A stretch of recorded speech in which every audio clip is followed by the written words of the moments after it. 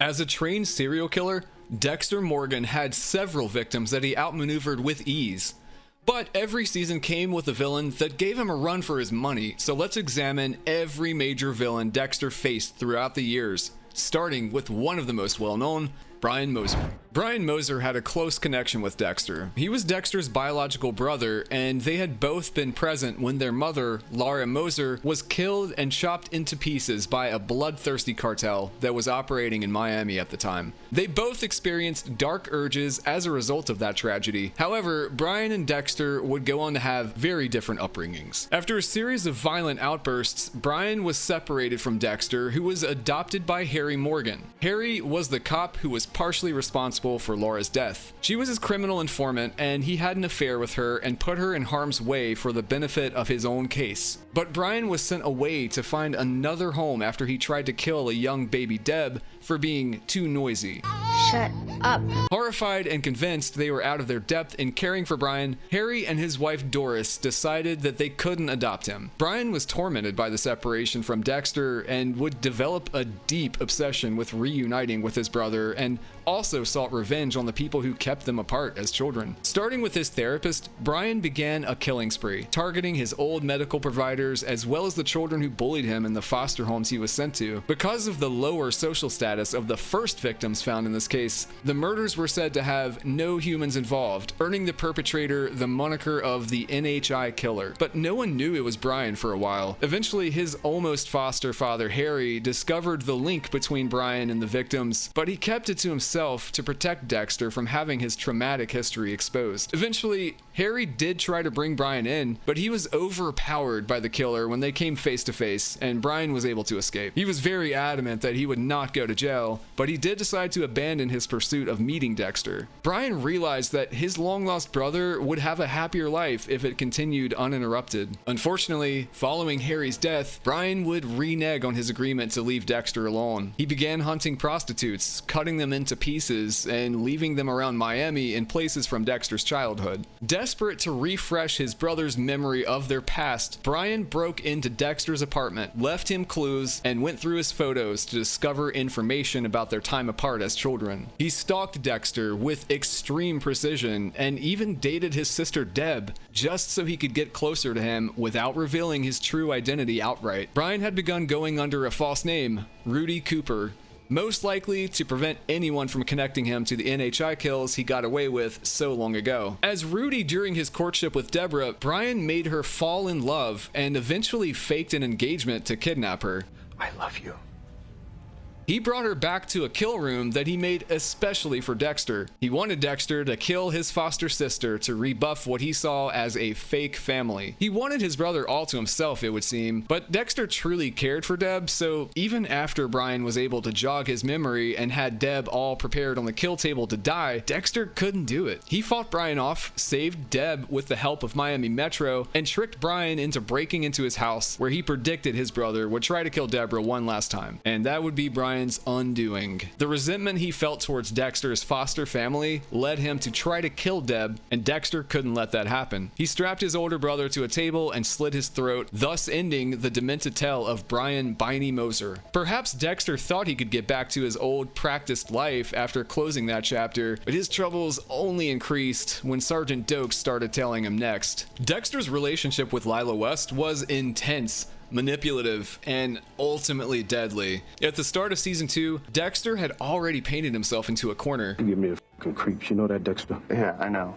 Sorry about that. He was being borderline stalked by Dokes, but he needed to get back to his ritual, something made impossible under Dokes' watchful eye. On top of that, he was having trouble at home. After his girlfriend Rita confronted him about getting her ex-husband sent back to jail by shooting him up with heroin, Dexter was forced to think on his feet. He lied about how he got the drugs, but she accused him of being an addict, and he went along with it to cover up the much worse truth that he was actually the Bay Harbor Butcher. Rather than be furious and run from Dexter, Rita inexplicably insisted that they would get him help. She only demanded that he started attending Narcotics Anonymous meetings regularly to get clean. In those NA meetings, Dexter met Lila, and she was assigned to be his sponsor while he was in the program. Lila quickly became a sort of confidant for Dexter, someone he felt understood his darkness, although she didn't know what he was actually addicted to just yet. Lila was a wild, impulsive, and highly manipulative addict. Although she was in recovery, she had the same addictive personality as ever. But rather than meth, she was now addicted to Dexter. She encouraged Dexter to embrace his dark urges rather than control them, which temporarily made him feel seen and more liberated than ever before. But as Lila became increasingly obsessed with him, Dexter felt the need to distance himself. When he tried to end things with her officially, Lila resorted to more and more dangerous behavior. She burned down her own apartment, broke into Rita's house, and even had Dexter attacked by Jimenez, one of the men who killed his mother. All of this just to keep him in her life. She interfered with Dexter's relationship with Rita and refused to leave him alone. Lila would show up at his job and even try to fake a physical assault allegation against Angel to threaten Dexter into staying with her. The doctors think Angel raped you. But Dexter is not easily intimidated.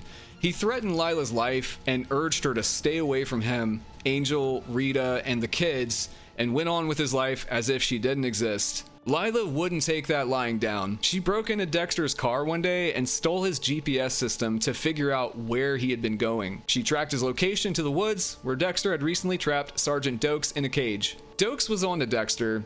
He thought for a moment that all Dexter was hiding was being an NA, but when he spoke with Deborah about it, he realized that being an NA was just another lie. He and Dexter got into a heated altercation at work, which Dexter orchestrated to make Dokes look crazy. Dokes was immediately suspended, but that just gave him even more time to stalk Dexter. In his hunt, he tracked Dexter down to the cabin in the woods where Dexter had just killed Jimenez. As Dexter loaded the bags of his latest victim onto his boat, Dokes confronted him, gun drawn, and demanded that he turn himself in. Dexter was never going to do that, and he outmaneuvered Dokes only to lock him in a cage in Jimenez's cabin while he tried to figure out what to do next. He decided that he couldn't kill Dokes because it was outside of Harry's code. Instead, he decided to frame Dokes as the Bay Harbor Butcher, getting him off the hook and Dokes off his back. But it turned out he would never have the chance to frame Dokes at all. After using the stolen GPS, Lila broke into the cabin and discovered Dokes in the cage. He told her that Dexter was the butcher and begged her for help. Why would he do that? Put you in there? Because I found out that he's a Bay Harbor butcher. Please just open this gate.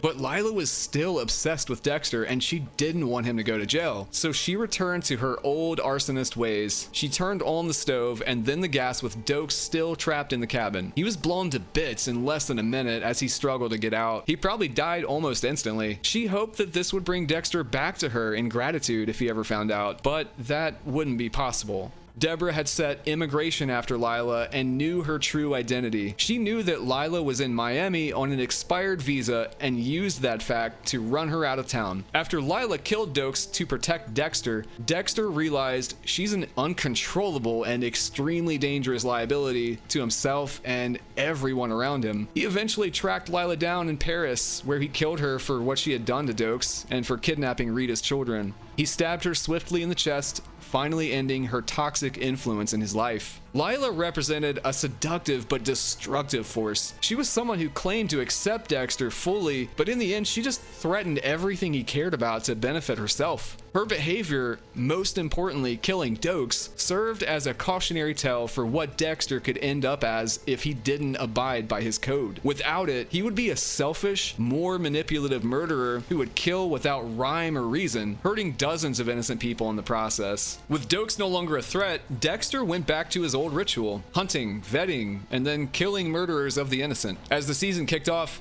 Dexter already had someone in mind in his sights. Time to get the lay of the land on Freebo and his pink house. He was hunting a local drug dealer who went by the name of Freebo. He knew that Freebo had gotten away with the murder of 2 co-ed students, and he wasn't interested in letting him do it again. He found Freebo's house and pretended to be a junkie to gather more intel about the would-be serial killer. He found the information he needed, but when he returned to Freebo's house to subdue him, Freebo already had company. Oscar Prado, a man yet to be known to Dexter, was there fighting with Freebo, and it turned ugly fast. When Freebo and Oscar saw Dexter, Freebo ran while Oscar attacked Dexter. Dexter grabbed a knife and killed Oscar where he stood, all without ever knowing the gravity of his actions. As it turned out, Oscar was the baby brother of Miami's Assistant District Attorney, Miguel Prado. Miguel Prado acted as the ADA for the city, and he was on the scene right alongside the homicide department when the murder was reported the next morning. He was very invested in solving his brother's murder case. Despite being deeply emotionally affected by the death, he worked closely with Dexter, who was highly interested in pinning the murder on Freebo, to get to the bottom of the murder as soon as possible.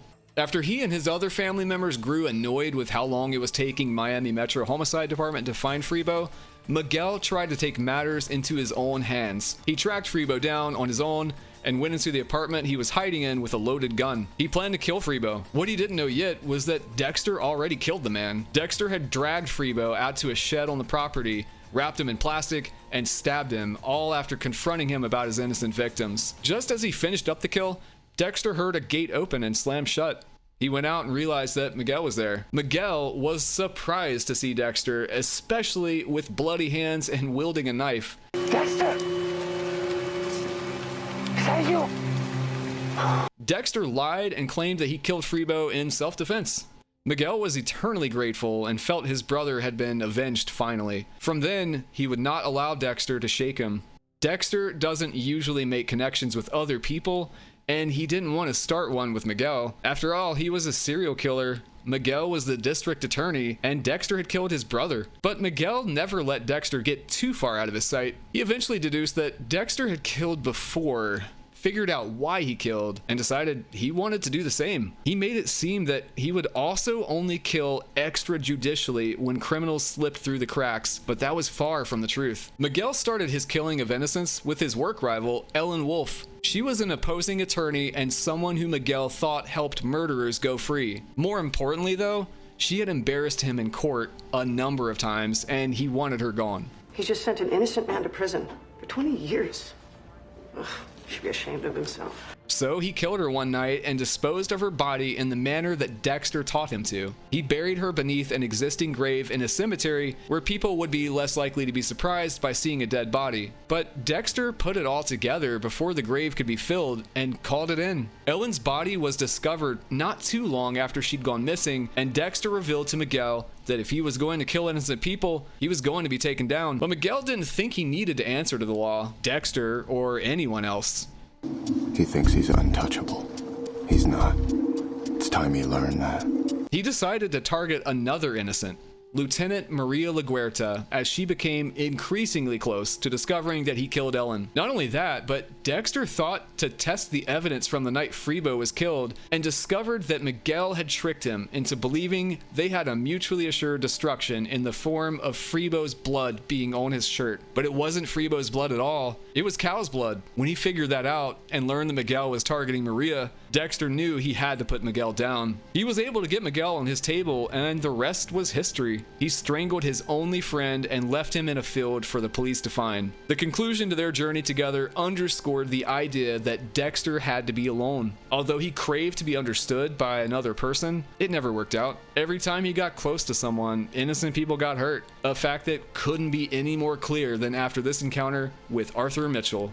Dexter Morgan's relationship with Arthur Mitchell began with genuine intrigue and admiration, but it all quickly spiraled into madness and horror. Dexter first learned about Arthur from work. He found out that Arthur was a man dubbed the Trinity Killer by Special Agent Frank Lundy. He earned that name due to his ritualistic cycle of murdering in sets of 3. Though initially only stalking Arthur as his next kill, Dexter became captivated by how Arthur appeared to live a perfect double life. He seemed to be a loving husband, devoted father, active churchgoer, and successful community member, all while maintaining a decades-long killing spree that no one besides Lundy seemed to be able to identify. Dexter saw Arthur as a potential role model for how he might one day balance his own dark urges with family life.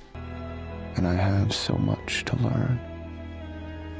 Especially as he was on the brink of becoming a new father himself. Posing as a man named Kyle Butler, Dexter chose to insert himself into Arthur's life. He hoped to learn from Arthur, and even though he still wanted him for his table, he put his urges aside to see what he could gain from watching Arthur closely. However, the deeper Dexter went, the more he uncovered the terrifying truth that Arthur was a violent man who emotionally and physically abused his family, killed with increasing instability, but successfully hid behind a false mask of righteousness all the same. The Thanksgiving dinner scene is the pivotal moment that exposes this dark reality behind Arthur Mitchell's seemingly perfect little family facade. Still masquerading as Kyle Butler, Dexter attended the Mitchell family's Thanksgiving dinner. He was still hoping to observe how Arthur did it all, but also wanted to act as a buffer between the madman and his vulnerable son, Jonah. Jonah was terrified of his father, and that fear is what first tipped Dexter off to the idea that Arthur may not have been balancing everything so well after all. As expected, the evening quickly devolved into chaos as Arthur lost his temper, cursed at his wife, trapped his daughter in her room, and broke his son's finger in a quiet rage. At last, the abusive dynamics within the household were uncovered. Tension escalated when Arthur insisted that each of his family members express gratitude for him. Did you say you were thankful for me, Jonah? What's that? I did not say I was thankful for you. Jonah finally retaliated in a rage of his own and smashed his father's awards along with the urn that held the ashes of Arthur's sister Vera. Arthur attacked Jonah, and when Dexter intervened, he nearly killed him in the process. Dexter dragged Arthur into the kitchen by a belt around his neck and grabbed a knife before he was stopped by Arthur's wife and daughter. They were so thoroughly manipulated by their patriarch that they actually threw themselves on top of him to stop Dexter from killing a man who had been beating and insulting them for years. Nothing about this was what Dexter wanted for his new family with Rita. He fled the house, frustrated and disgusted by his own ignorance. Arthur was no one's role model, and Dexter missed all of the signs. This dinner was a turning point for Dexter. It shattered his illusion of him as a mentor and highlighted the dangers of compartmentalizing his own dark urges. Arthur's terrorized them into maintaining his cover. They're nothing but human shields. Dexter began to realize that he really was nothing like the Trinity Killer and sought from that point forward only to kill him as he had originally planned. Unlike Dexter, who followed a strict moral code of only killing other killers, Arthur murdered innocent people, including children, a fact that Dexter discovered after watching him kidnap a boy from a local arcade. Ultimately, Arthur became one of Dexter's most personal and dangerous adversaries. Their feud ended when Arthur, before being killed by Dexter, murdered Dexter's wife Rita and left their infant son, Harrison, in a pool of blood on the bathroom floor. This very closely mirrored how Dexter was found as a child in the shipping yard when his mother was killed. The final defensive act from the Trinity Killer devastated Dexter and solidified that Arthur was the most personally destructive force Dexter had encountered at the time. It also served as yet another reminder that if Dexter tried to get close to people, they would inevitably face harsh and many times irreversible consequences. The Trinity Killer represented the idea that Dexter would never be able to be happy.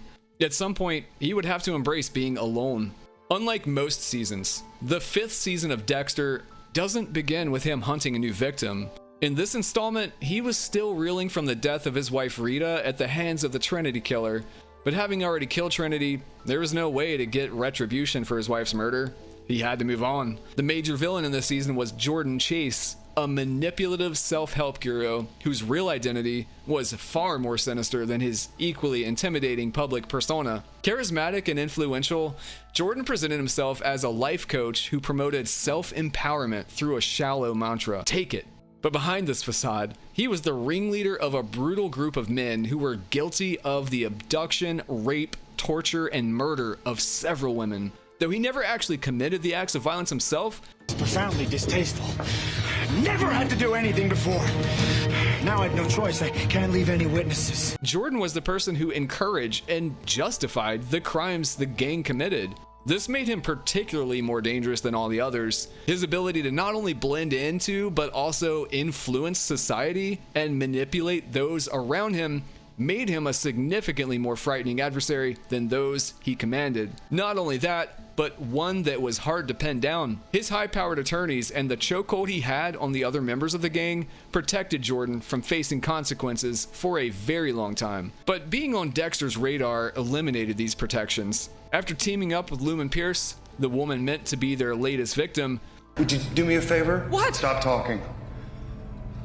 Dexter was able to help take down every member of the Barrel Girls gang before facing Jordan. Jordan was the final and most capable target of Dexter and Lumen's mission to get justice for the girls in the barrels. Their takedown of Jordan Chase brought to light the idea of trauma-based revenge, something Dexter and Lumen had in common, until of course they didn't. Lumen got a more immediate source of vengeance. She was also not raised by Harry Morgan. She didn't live with the same deep-seated darkness Dexter had, and she wasn't trained to kill people as a release for her anger. When she eliminated the people who'd hurt her, she was able to move on and could no longer be with Dexter, a person she knew was a serial killer and would not be able to stop as she had. Also in this season, Dexter had to go up against Detective Joseph Quinn and ex-cop Stan Liddy.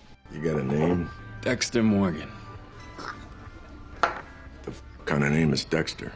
They temporarily paired up to get to the bottom of Dexter's strange behavior, but of the two, only Liddy died by the end of that investigation. Partially due to his love for Deb and partially due to his desire to stay alive, once his investigation into Dexter started to make Quinn's life unravel, he backed off and asked Liddy to do the same. Stay the away from me, and stay the away from Deb.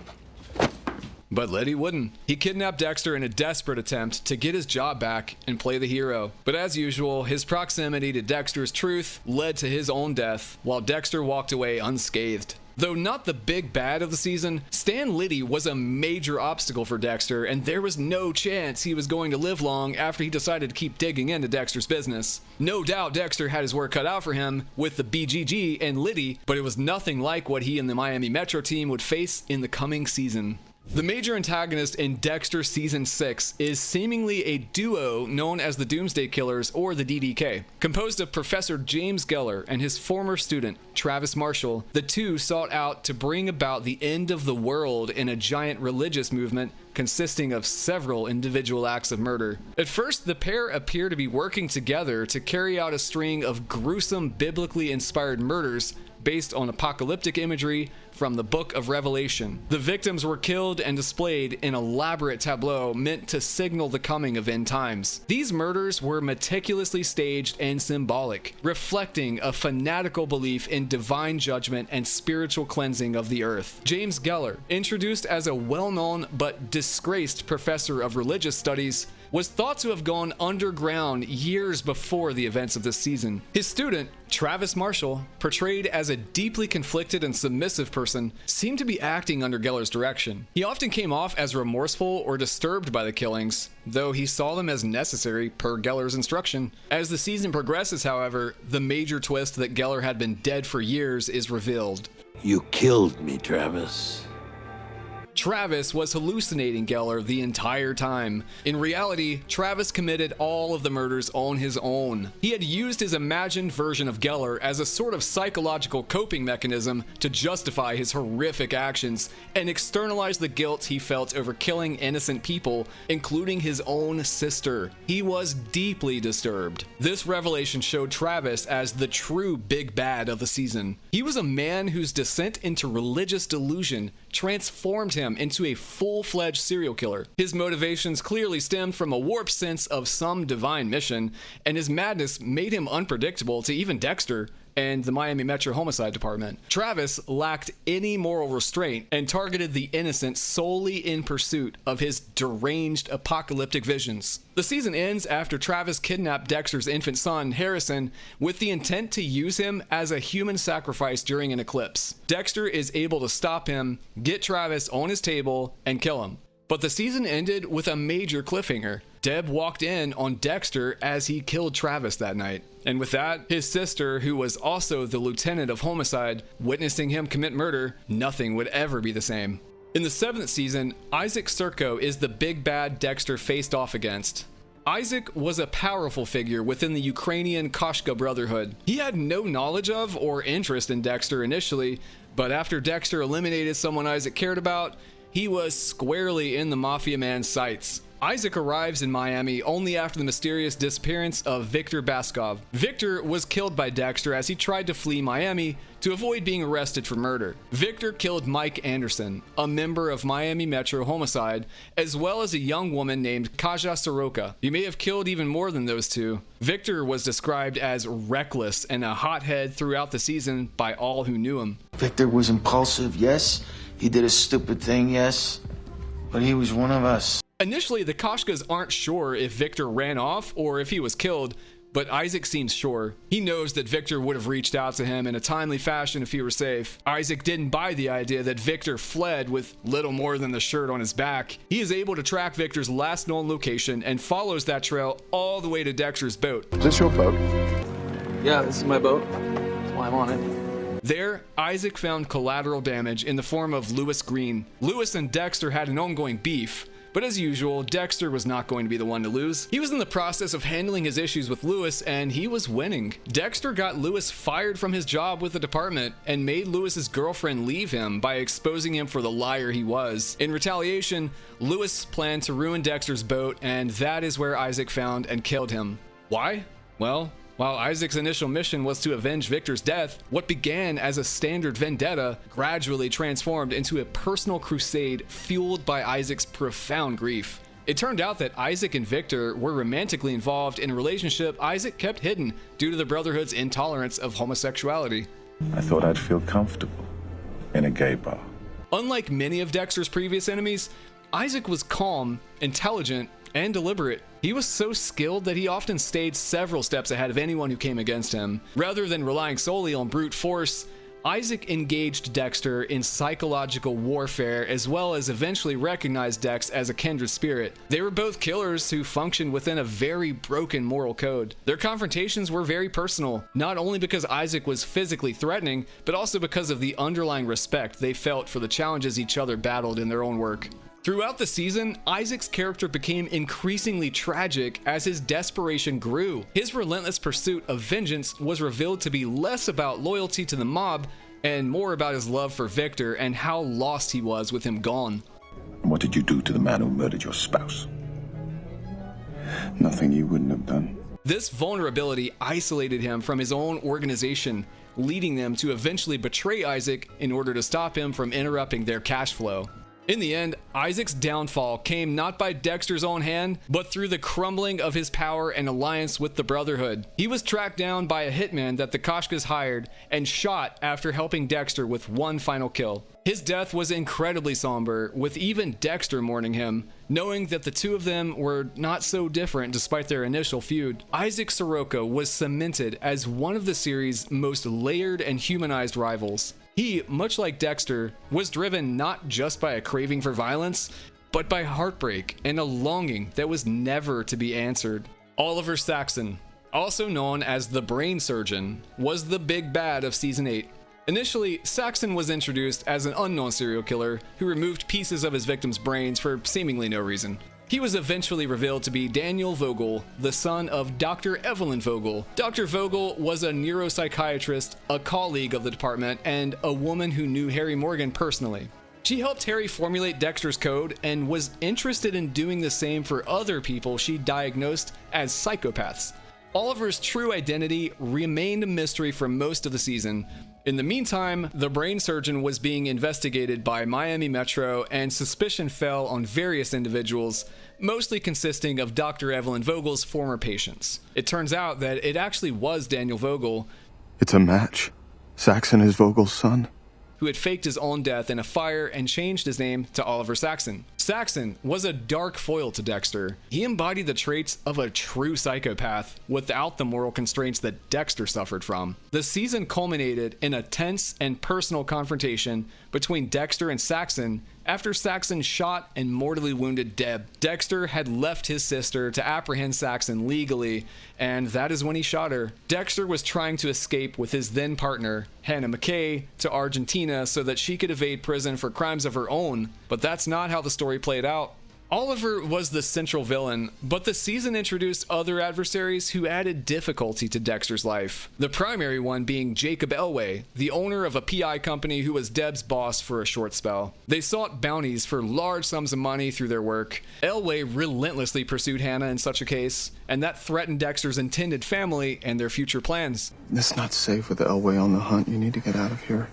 Faster the better. Eventually, Hannah outwitted Elway, but that was not the end of Dexter's problems. Before he could get to Oliver Saxon, Dexter had to eliminate a man named A.J. Yates. Yates was a serial killer who abducted women and kept their shoes as trophies after killing them. At first, Yates was the man Vogel and Dexter suspected of being the brain surgeon, mostly due to a surgical scar on his head from a procedure he'd undergone as a child at the behest of Dr. Vogel herself. However, Dexter eventually killed Yates, who had kidnapped and threatened the life of Dr. Vogel. They realized he was not the brain surgeon because the murder spree continued even after his death. Before Dexter could stop him, the brain surgeon managed to kill his own mother, Dr. Vogel, and mortally wounded Deborah. After Deb died, Dexter was left to flee Miami alone, abandoning his son Harrison and his girlfriend Hannah. He truly believed that he would only bring suffering and death to the people he loved, and he didn't want to put them in harm's way. He found himself in Oregon after dumping his sister's corpse into the ocean and sailing into a hurricane to fake his own death. Dexter wasn't in Oregon for long. The next time we see him, he's in a small town in New York called Iron Lake. There, Dexter encounters his newest foe, Kurt Caldwell. Kurt was a wealthy and influential figure in the small town, even being referred to as unofficial mayor by many of the townsfolk. Beneath his charming and philanthropic exterior, however, he harbored a dark secret. He was a serial killer who killed young women who were in need and became known as the Runaway Killer. Kurt's MO was luring young women, usually runaways or transients, into the remote cabin he had in the outskirts of town. He got them there under the guise of offering shelter and food, but once they were inside, he imprisoned them and subjected them to surveillance. Eventually, Kurt would release them into the woods, hunted them down, and killed them as they ran from his gun. Afterward, he'd embalm their bodies and display them as trophies in his private collection. His descent into murder was rooted in a traumatic childhood, but it was no excuse to kill innocents, and that is something Dexter and his son Harrison realized. It's likely that Kurt's mother abandoned him, leaving him with a father who, as a trucker, brought women into his truck to mistreat them. Kurt's father would have sex with these girls while his young son was in earshot. The pivotal moment came when Kurt picked up Angela Bishop's best friend, Iris, who was hitchhiking to get away from Iron Lake. He murdered her, marking his first kill and setting him on his path as a serial killer. And that was what spurred his downfall in the long run. Angela grew up to become the police chief of Iron Lake, and she was unrelenting in solving the case of the missing girls from her area. As she followed that case, Dexter, her then boyfriend, discovered more and more knowledge about it all. Kurt's reign of terror came to an end when Dexter and Harrison uncovered his secret trophy room. Together, they confronted Kurt, which led to the final showdown where Dexter killed him in front of Harrison and cut him into pieces as usual. This ended Kurt's decades-long killing spree of young women.